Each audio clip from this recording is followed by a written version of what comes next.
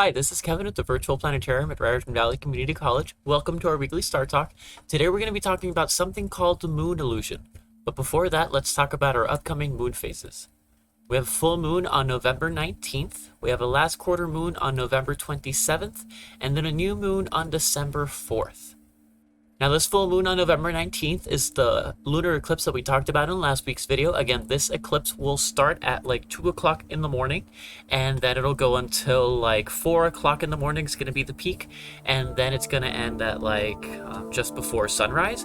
So it's not at a very convenient hour, but if you want more information about it, I'm going to put the link for this website in the description, and it gives the whole timings and everything. Currently, we have it for UTC, but that is -5.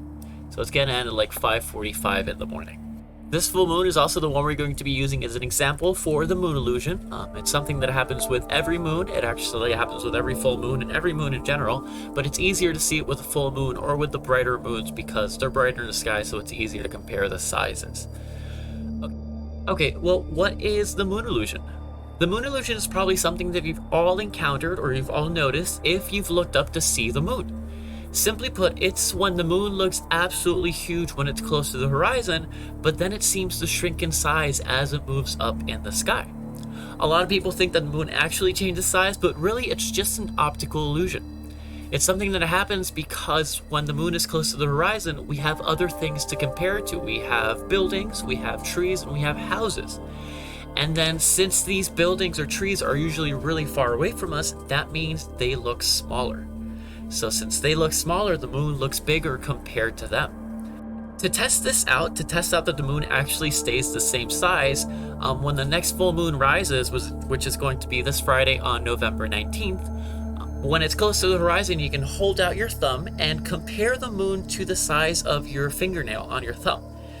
And do that when the moon is very close to the horizon, and then go back out a few hours later and compare it again when the moon is higher up in the sky, and you're going to see that the moon is actually the same size compared to your fingernail. Again, it's all just an optical illusion. Now, the moon illusion doesn't only happen with the moon, it happens with anything else in the sky, really. Most surprisingly, probably, it happens with constellations. Here I have the constellation of Orion, which is currently rising at like 9 o'clock at night. We have the sky set up for the middle of this week. And Orion's very easy to recognize because it has these 3 stars right here. They make up the belt, or Orion's belt.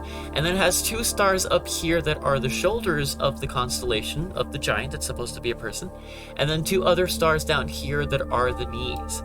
Now, when you look at Orion as it's rising just over the horizon, it also looks really, really big.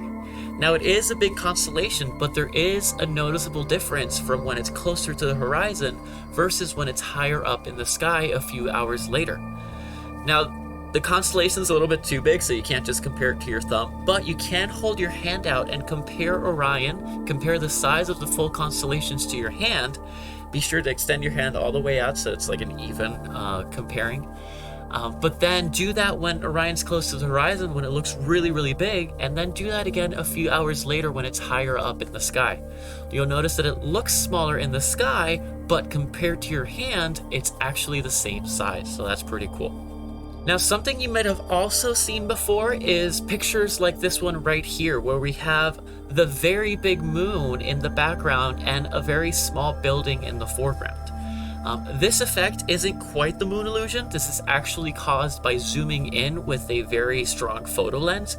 So it's not quite the same thing as the moon illusion that you see with your eyes, but it is another effect that we see, that it's a result of using that telephoto lens and zooming in aggressively. The moon will stay the same size compared to the building because it's so big, it's so far away, but when you zoom into the building, they both get bigger at the same rate. So that means that the moon is going to look a whole lot bigger than the building, and we get really cool shots like this. But again, this isn't something you're going to notice with just your eyes because that change isn't that dramatic for our eyes. Thank you so much for joining us today. Hope you learned something new. If you're brave, you should try to go and see that lunar eclipse that's going to happen at 4 o'clock in the morning.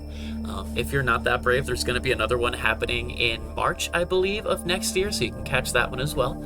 But do definitely go outside and test out this moon illusion. You should go outside and compare the size of the moon with your finger and not with everything else that's in the background. And you'll notice that when it's close to the horizon, it looks bigger, but it's the same size as when it's higher up in the sky. And it's all just an optical illusion. So that's pretty cool.